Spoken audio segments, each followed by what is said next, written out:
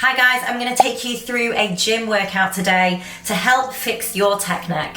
Now, I'm going to talk a little bit about what tech neck is, what muscles we need to work on, how to fix this. If you can't be bothered listening to that, here is the timestamp for the beginning of the workout. Tech neck happens to the best of us. It's a modern day affliction that is so common, and it's basically caused by us constantly staring at our phones with our head tilted down, constantly crouched over with poor posture, sitting at our desks for 8 hours a day staring at our screens, and it causes many dysfunctional issues with our body. So one of them is forward head syndrome, which puts a lot of pressure on your neck, the spine here at the top, as well as all of your traps. Your shoulders will feel very tight and painful. It can also cause your shoulders to roll forward, and that can create very weak and very lengthened upper back muscles. And so that's what we're going to target today. We are going to work at strengthening the often neglected muscles, particularly the rhomboids and the mid to lower traps. Now, it's really important to note also that we're not going heavy. This isn't about progressive overload. We're not trying to hit our PRs. We want to keep the weight relatively light and the reps slightly higher,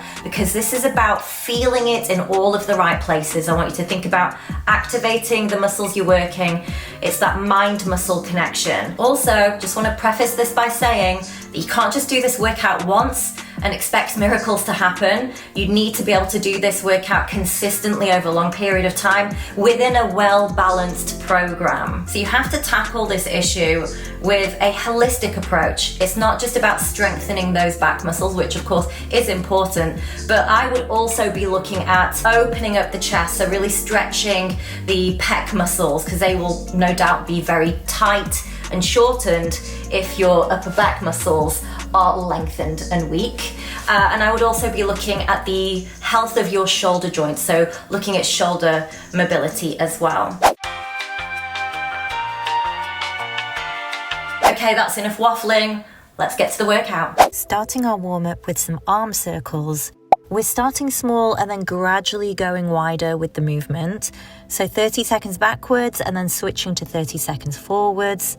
This is going to warm up our shoulder joints and start firing those shoulder muscles.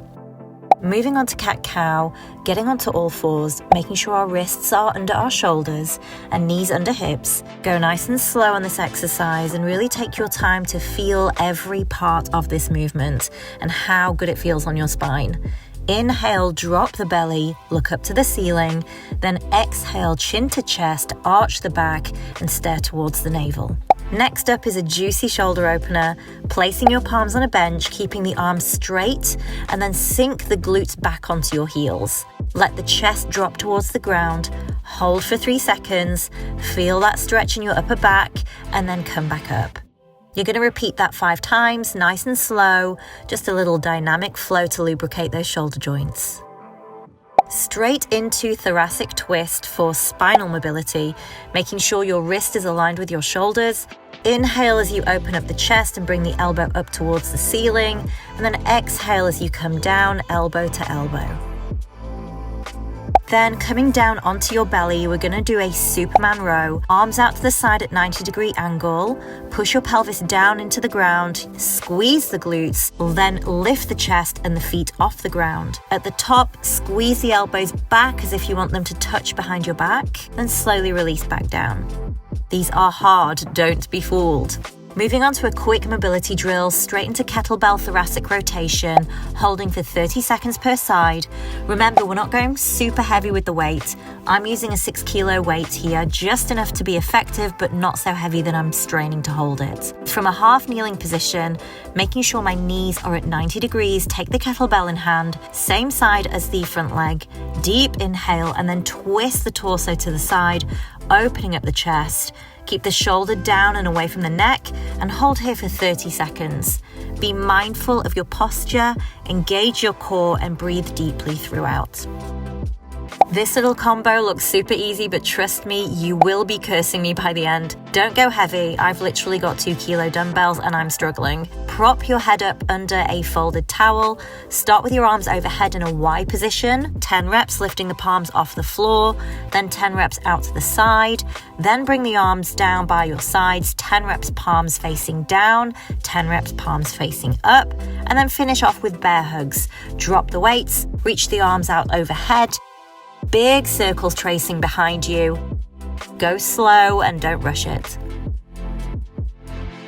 Next, onto an external rotation, prop your knee up on a bench. Again, I'm only using a 2 kilo dumbbell, resting the elbow on my bent knee. Bring the dumbbell down 90 degrees and then lift it back up so your knuckles are pointing towards the ceiling, forearm upright. Don't yank or swing the weight. This will be working the rotator cuff muscles and improving your overall shoulder mobility. Okay, so now we're ready for the workout. Starting with face pulls to trap raise. Set the cable at head height, attach the long rope. Palms face in towards each other so that the thumbs point behind you. Pull the rope back, keeping the palms at head height, elbows at 90 degrees. Squeeze the shoulder blades together at the top and then slowly push the arms up overhead, keeping that tension on the rope, and then slowly bring the arms back to the starting position. This targets the rear delts, the mid to lower traps, and the rhomboids. Next up, we've got incline dumbbell rows. Set the bench at roughly 45 degrees with your chest supported.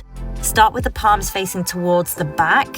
Bend at the elbow, draw the dumbbells up and back towards your hips so that your palms face inwards at the top. Pause and squeeze the shoulder blades together. Feel those rhomboids in the upper back working. I'm using 5 kilo dumbbells. I could go far heavier on this exercise, but then we'd be recruiting many other muscles, mainly the lats, and we don't want that. We only want the rhomboids to do the work.